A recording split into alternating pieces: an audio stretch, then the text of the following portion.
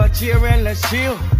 Let's party, let's talk and let's build. Yeah, alright, let's talk over drinks. Greetings, good evening, good day, whatever time it is where you're viewing. This is Corey Fauquier. Welcome to Talks Over Drinks. As always, my partner in justice, the guy Markel Prines. Markel, how you doing, sir? I'm good, brother. Yeah. As usual, everything is everything. Okay. How was your week? Challenging week, but we all got challenges and ended up being good. We get to cap it off with this right here, so I'm good. Yeah, it's always good, for us to spend time together, after the Absolutely. week that we had. Thought of the day? Any thoughts that you could share with the people? Absolutely. So, today's food for action. People are like candles. And a candle's value is determined once when it's lit. And the value is measured based on how well it lights a room. So that one may be kind of deep, but I want y'all to take that, think about it, ponder on it.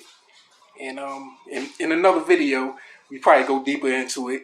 I might do some separate segments where I do like a little breakdown of like the food for action, but I'm gonna leave y'all with that to ponder with. I got you. I think when I ran for state senate and I spoke to my aunt in New York, she said sometimes the light bulb that you offer people is brighter than the light bulb that they currently have.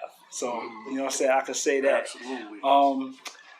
We have a whole bunch of guests that are going to be coming on with us the next couple episodes. I will say this, and shout out to Sandy Sanders, who's our attorney. And when you're about to venture into new things, your attorney tells you that you have to watch out for the slip and fall. You got to put your coat. You got to step over the puddle. So I will say this. I will say that the thoughts and opinions that are going to be shared here tonight do not necessarily reflect those of Markel Prines, Corey Fauquier, or Talks Over Drinks. And viewer discretion is hereby advised, because tonight's guest on Talks Over Drinks is a revolutionary individual.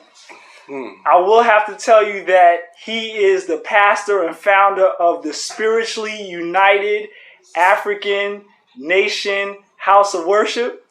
I got that right. I was tongue-tied before. And his name is Dr. Jackson. He is the author of 2 books, The Blue-Eyed Beast and The Condemnation of the Goddamn Nigger. Dr. Jackson, we're going to welcome you on, sir. I know if I stand up, I'm going to be out the shot. I know if I do too, Good to see you, sir. So I'm going to do a slight crouch. That's Good all to right. see you again, brother. Yes, sir. Likewise. So, Dr. Jackson, thank you for coming with us. I do have to tell our viewers that you were a guest on season 4. We lost our footage, so we wanted to invite you back on today. Absolutely. Talk about a host of things. All right. I know that we've been friends for a while, and you've been somebody that I've looked to, in times of need and needing prayer. Just before you came on, we had a prayer for the family. Yes, sir. Talk to us about, and I think we should start with what's going on in the country, election-wise, kind of where we are. I think a lot of people are joyous because Joe Biden is the president-elect. Right. But from, I guess, a perspective where you'll be coming from, we may be looking at the wrong leadership. Yes, sir. So share with the folks at home that are viewing about what your perspective is about the election and what the perspective is about how the diaspora needs to be moving forward. Well, first of all, again, thank you for having me tonight. Yes, sir. Yeah, Brother Michael. As far as the nation goes, I've been teaching and telling people that we're living in prophetic times. A lot of things are taking place that have been written about and things that have been shared with us from our ancestors who have passed on. We have been, as a people, black people, have been played a lot by certain people within the government. Okay. I personally believe this is one of those tricks. That's just my opinion. Okay. Everybody's been, and I'm not Republican nor Democrat, but everyone's been talking about Trump is a racist and Trump is doing this and Trump inspired racism, and I've been on the planet now for 58 years. Racism been here. Okay. Trump did not bring racism to the plate. Okay. What brought racism to the plate was America herself Okay. before Donald Trump. Okay. Joe Biden, in my opinion, is a racist. Okay. Joe Biden made many statements about black people over the years, racist statements. Okay. Everybody knows about the crime bill that he signed. Understood. As a matter of fact, in the debate, Trump called him out on the crime bill. He didn't apologize for it. He only said it was a bill that shouldn't have been written. But you wrote it. All right? Vice President elect Kamala Harris, she was the Attorney General for the state of California. Right. And under her power, 127,000 black and Latino men have been incarcerated. Okay. Not all are guilty. If we study two brothers who are facing the death penalty, she withheld information that could have possibly freed them. One brother is now fighting for his life. Understood. You have a woman who denied being black or African. She's Indian. That's what she stated. But to run on a black ticket, she became a black woman or an African American woman. Right. Now, if I came out, brothers and sisters, and told you all that I was someone other than myself, as a minister, trying to get your vote and support, you have a problem with me. Understood. You would chew me up. Right. We have a problem looking at skin color or the color blue. Okay. And we look at these colors, we don't read the policies. Right. We don't study the individuals. We don't find out what the individuals have done in the past, whether they helped us or whether they harmed us. So that's why I said we're being tricked. We're being tricked by the color blue and we're being tricked by the color black. Now, is Donald Trump a racist? He possibly well may be, like the rest of them. But at the same time, they haven't given Donald Trump, in my opinion, the chance to even do what he tried to do. He's a businessman. He wanted to bring businesses back into America. The business that have been, shipped out into other countries. Right. He wanted to put Americans back to work, which to me isn't a bad thing. Understood. Many of us have become lazy. We want the handout. Right. We want the government to take care of us. We want the government to fund us. We want to be given something. I'm a person that feels like black people are able to do for themselves anyway. Right. We should be a working people. Right. But he hasn't been, in his 4 years, he hadn't been able to do anything because he's been fighting an impeachment.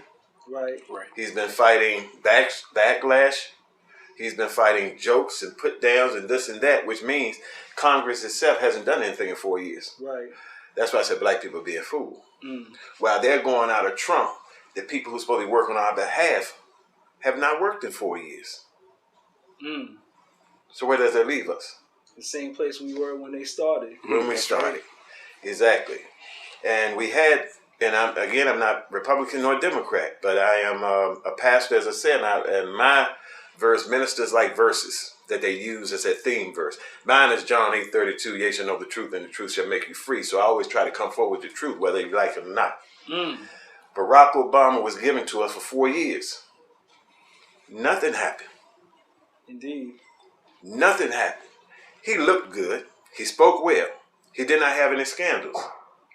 But as far as working on behalf of black people, he did not. Nothing happened. He spoke towards us in an ill manner. He actually, if you go back and look at his speeches, he blamed us for our own condition.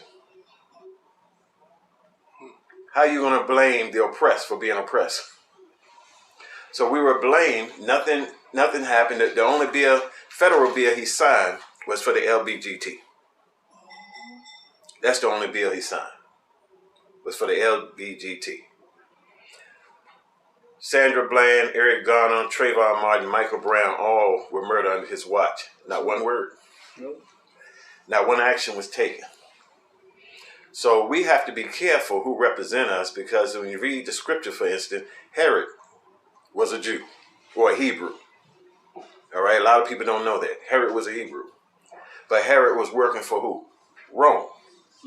So when they brought Yahshua, whom they called Jesus, to Herod to be crucified, Herod didn't send him to Caesar because Herod was afraid to put him to death. Herod sent him to Caesar because when you study history, Herod could not do anything without Caesar's permission. Understood. Any black politician who's working within this government either have to work for the system, or if they work against the system, we know the history. Black politicians, like black leaders, are quickly assassinated. If they're not assassinated, meaning murdered, then they're assassinated through propaganda. Understood. So this is what we're going through today. We're going through a lot of trickery. What we need to do as a people, I feel what we need to do as a people, is that we need to do what every race in America is doing. We are the only people who are looking to integrate, trying to assimilate. If you look at all nationalities of people in America and those who are still coming over here, they come together. They pool their resources together. They work together. They build together. They support one another. This is why they're successful. Right. We're not doing that within the black nation, black community, or black race. The only thing we're striving to do is get into someone else's house, rather than building a house for ourselves. So let me ask you, with that being said, and I know that we've had this conversation a lot on the phone and by social media. Do you think it's possible at this day and age, in this juncture, for us to build our own political party? It is very much possible for us to do that if we get the right leadership. We need strong leaders who would speak up against the imposters who are out there representing us. See, what we like to do, for instance, during the election, you have black pastors. Politicians come into black pastor churches, like to give these dynamic speeches. And the pastor, for money's sake, will support that crook knowing he or she is a crook, rather than speaking the truth to the people. That's why I love the late Reverend Jeremiah Wright, the pastor of the former President Barack Obama. Right. Many of us have forgotten this is the man that said, "God damn America." He didn't curse America. He was saying, "God damn America," just as in the title of my book. I'm not cursing, but I'm calling for the condemnation of. Right. Barack Obama turned his back on his pastor. Yeah, he did. When a man turns his back on his pastor and his God, that man or woman cannot be trusted. That was the first sign that let me know that man can't be my leader. You left your God and your pastor to work for someone who would destroy your people. A lot of what you're saying can be found, can be researched and studied. I kind of remember my own childhood. Before computers and social media, I had to get on a bus. And I had to take the bus to the train. Yes, sir. And I had to take the train to another train, and a third train, to get to the Schoenberg Center, to get to the library in downtown Brooklyn, to get to the House of a Million Earrings, which was a black bookstore. And even when I got to Hampton, to get to Brother Khalifa's bookstore, United Brothers and United Sisters, I know I had to walk 2 miles. I had to travel to get that knowledge. Right. Now we have the ability to amass and to research things at the touch of a button or the click of a mouse. Why is it that you feel like people are not aspiring to search that knowledge out? Because some of us, brothers and sisters, and understand what I'm saying, there's an old saying here in America, and I'm going to use it the way the European use it. To hide something from a nigger, you put it in a book. Yeah. Because we've been trained not to read. All right? And we think it takes too much time to read. So you have that category of brothers and sisters who are too lazy to research. Right. Then you have the category of brothers and sisters who just don't want to know. Like, for instance, a friend of mine said he was speaking to a young lady on his job, a sister, and he was telling her how many people Kamala Harris had incarcerated. And she said to him, she was just doing her job. I don't know this sister, but I know she may have a father living, an uncle, a brother, a son, etc. So when this sister comes to power, if that happens, and she does that to your son, brother, child, whatever, are you going to have the same thought? Because, see, a lot of people don't know Kamala Harris also, in California, she made it clear that if she becomes the vice president, which she is vice president-elect, she wants to try to push it forward. And that's a truancy law. The truancy law is for children who are skipping school. Right. On the third time that they are caught, that they'll be prosecuted. Now you're giving another black, brown youth, what? A record and sticking them in the penal system. After the third attempt, if the child continues, then she wants to be able to prosecute the parent. See, we don't read policies. We don't listen to politicians. We look at them. And we look at the outer appearance, but we don't hear what they were saying. When Barack Obama became president, he ran on a black ticket. But when he became the president, that night, he said, I am not a black president. I am an American president. So he was saying to black people all over America, I'm not working for you. I'm not going to do anything for you. We didn't hear it. I heard it. Because we were looking at how well spoken he was, how well dressed he was, and so forth and so on. But we never hear the politicians when they speak. Right. And that's the problem I have with us as a people collectively. We do not listen. And I can say that because as a pastor, as a minister, when I go out and lecture, my wife can bear witness to it, when I speak to audiences, brothers and sisters become angry. And I'm like, what are you angry about? You said something. No, I didn't say that. You didn't hear me. Misquoted. You misquoted me because you were speaking as I was speaking. Okay. That's what we do a lot of because, see, we have become a people that like to what? Rebuttal. We like to debate.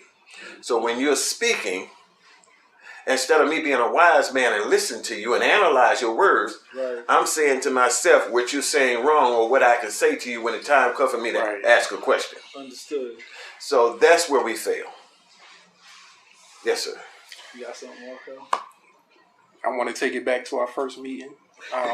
Yes, sir. Before we started recording, I asked you this question. It was about, 4 years ago when we recorded that? Well, not 4 years ago, but at least 3 years. So on the way out after the recording, I was asking you about the disciples, the 12 disciples. Yes, sir. And it kind of goes hand in hand with this topic of the politics. And in my views, I always try to express how strongly I feel about entrepreneurship. And I feel as though our solution out of the problem we're in is entrepreneurship. Yes, sir. Now, we have a change in government leadership, but we're still the same people here. So what are we doing as somewhat, so to speak, as the disciples? What is our mission? What is our goal? What are we supposed to be doing? What are we doing? And what should we be doing? That's a question I pose to you. And just to bring it back to the religion, I asked you specifically about the 12 disciples, and you told me, hey, there were more. Yes, there was sir. over 100. And I think people need to hear more about those other disciples because I think it probably goes back all the way back to biblical times where you hear a story and you always hear about the few that did great things. And people put in their subconscious that only a few can do great things. So they don't think of themselves as being a part of that. So it's like an exclusive club. Yes, So sir. I think we should touch on the other 100+ disciples that did their work in the background so people can get an idea, feeling as to they need to be part of that group also. Right. Well, there were more than 12 disciples, yes. We have to understand, when you study the history of religion, the papacy or the Vatican, the so-called Holy Roman Church, Catholic Church, wanted to conquer the world and rule the world. To do that, they decided to do it through religion. Wow. Yeshua, whom the world now calls Jesus, was a powerful figure. So they had to change that figure and use that figure to manipulate people, because people believed in him. People love strong leadership. Yahshua said he came to restore the kingdom. He didn't have to restore a kingdom in heaven. He came to restore a kingdom here on earth. That's what people don't understand.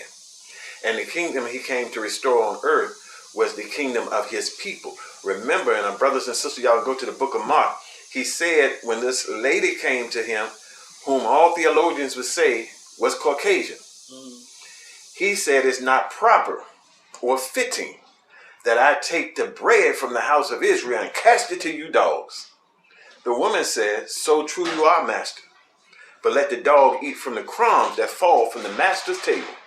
She recognized this black man and his people as the masters of the world, which we were. And everyone he healed, he always touched. Right. He did something to him. Right. He never put his hand on this woman. But he said, great is your faith. Since you acknowledge me, since you know who I am and who my people are, he said, great is your faith, go and be healed. Well, we have to understand that he came to restore a fallen nation, a fallen kingdom. Those disciples that you speak of were more than 12. He had hundreds of disciples to help restore this fallen kingdom. We need to restore ourselves, that we may restore our fallen kingdom. Because the power of Christ works what? Through us. That's right. Christ is not, the title Christ is not a being. The title of Christ is a power. We all possess that power. That's why when he came into the world, he said, I'm the light of the world. But he didn't say he was the light alone. When he left, he said, you are the light of the world. He was only talking to his people, not the world. He said, without you, the world is good for nothing. Now, everybody said black men and women go back to Africa, or we need to get rid of black people. But in reality, they don't want to do that, because the world knows that without us, the world is good for nothing. Proof is in the pudding. The Honorable Marcus Garvey had how many ships? 5. He had businesses and connections all over the world. He wanted brothers and sisters who were willing to go back to Africa. Right. To take their talents and their skills and build up a kingdom there. Right. The devil quickly deported Marcus Garvey out of the country. Right. Because he know if the black men and women leave, we're good for nothing. They need us. 20, 30, 40 years ago, you'd be lynched for looking at a white woman. Now they're handing her over to you. Now they're handing you their sons. Why? Because they need you. Without you, they cannot survive. Everything they have, you really give it to them. You just don't give them music and dance and culture and slang. They steal your creativity.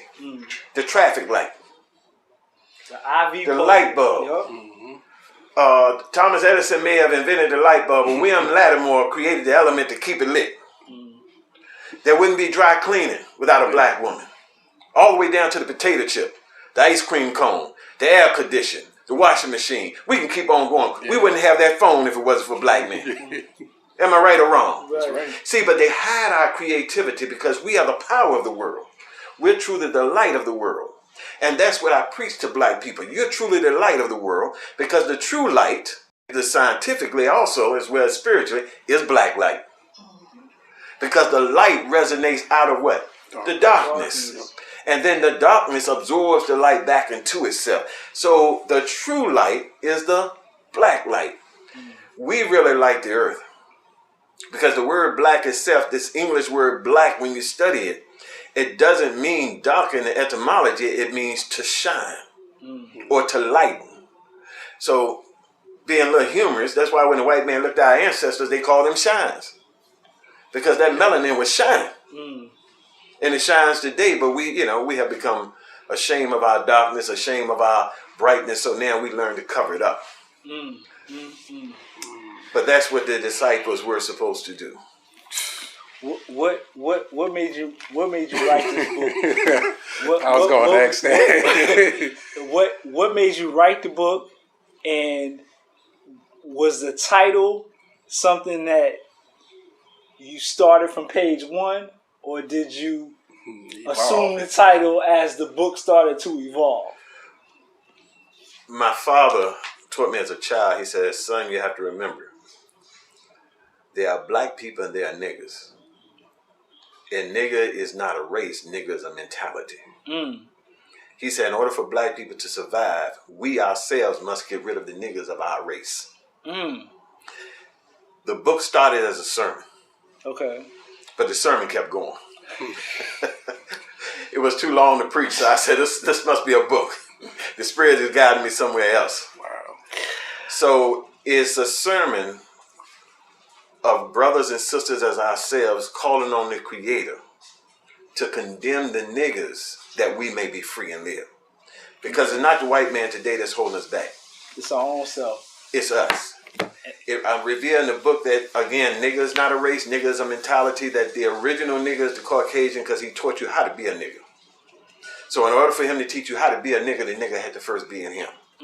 See, they broke our ancestors, right? It went through a breaking process. So if you broke my ancestors, you took out of them something to make them lesser than what they are. Right. So we have what I call in that book the European nigger mentality that we must get rid of. Where do we go from here? Like, what if you had a first step to give our viewers as we kind of close out, provided you don't have another question? What's our first step? Where do we? I feel like a lot of people are happy that we have this change in America because they think it's going to be changed. For all of us that have third eye vision, yes, sir, we know there ain't going to be no change unless we, be the like change. you said, unless we be the change. Yes, sir. So if we are going to be the leaders to start to free the population of believers and people that have third eye vision or aspiring to have clarity in their third eye vision, what's going to be our first step? Well, the first step is, the scripture said in the last days there'll only be a remnant. If you look at all the clothing you have on now, if you cut an inch by inch square, that's a remnant of what you have on. Okay. That's a very small number. Yes, sir. Okay, so I think the remnant have to start pulling together. Like-minded people need to start coming together. Okay. We need to start working together. We need to start building together. We need to start coming together, having sessions like this, having classes, having seminars, whatever we can do to help enlighten others. Use music, because we got some musicians in the room. We Music need to do is that. going to spread it. That's so right. So that's what we need to do. The like-minded must come together. And we have to understand that when we come together, and that's the name behind our spiritual institution, is the Spiritual United African Nation House of Worship. We are spiritually united Africans. You can call yourself a Muslim, a Christian, a Hebrew, a Jew, Rasta, whatever. But if you are spiritually minded, you're welcome. You're welcome, because we bring our theology from all books. I teach from the Bible to Torah, the Quran, Code of Hammurabi, the Medu Neter, the Purim, Haru, you name it, the Bhagavad Gita. Those are all our writings. Right. It was a European who told us these were different books. Right. No, they're different books that belong to different melanated people spoken in different tongues. Right. But when you study the books, they're saying the exact same thing. Okay. So we draw our theology from all of the books because we were a united people before he came on the planet. Okay. He developed the word race. He made up different nationalities. If you study the early Greek and Roman writings, he said everywhere he went, he saw dark and black people. And if you look at old photographs of the yellow man, the red man, the brown man, some of them is just as dark and darker than the black man. That's right. We were all black until he came and we allowed him to what? Manipulate and spread himself through our women like he's doing today. So that's what we must do, brothers. We like-minded brothers and sisters must first start coming together. And then from there, we would spark others. Then we can start pooling our finances. Resources, that's right. We need to buy real estate. That's right. We need to buy businesses and build businesses and put money back in the pockets of our own people. Right. Without asking for discounts. Yep. Because we do that too. Yep. My wife and I ran a bookstore for 6 years. We had a grand opening. Sister Sherazad Ali was the guest speaker. We had her come into Richmond. Boy, we had brothers and sisters going up against us. Why? Because the sister wrote a book, The Black Man's Guide to Understand the Black Woman. Y'all remember there was where she said the black man needs to smack.